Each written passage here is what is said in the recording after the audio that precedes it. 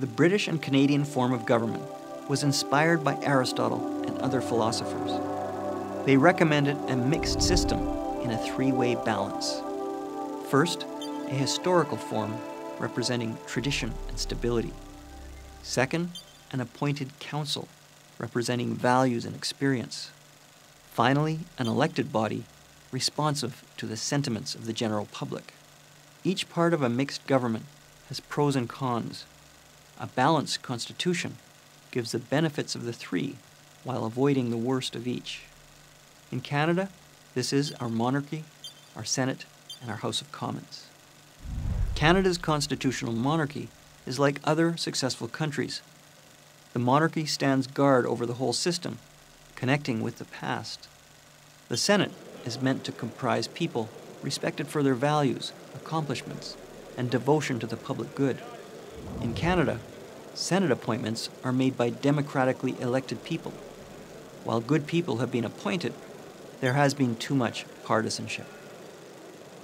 Merit-based appointments without the help of elected politicians could take the partisanship out and honor the ideal of the philosophers. Democracy has been a great blessing, but Plato and Aristotle identified weaknesses. Plato warned that democracy would prefer popularity and rhetoric over knowledge, image over substance. He believed democracy would make decisions based on naive, subjective opinions or emotions and hearsay, and thought money would have too much influence on policy. Aristotle cautioned that democracy would lead to government by emotion. Politicians would mislead to get votes, and the majority would tyrannize the minority. When the U.S. imposed democracy on Iraq, the Shiites used their majority to gain government and persecute the Sunni minority. The result was ISIS.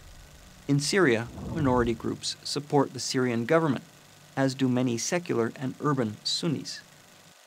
They worry the majority fundamentalists and rural Sunnis, sympathetic to Al-Qaeda and ISIS, would persecute them in a democracy.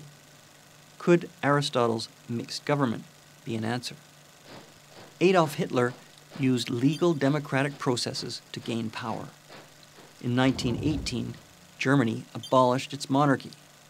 The National Socialist German Workers' Party received 2.6% of the vote, then 18%, then 37%, 33%, and 44%.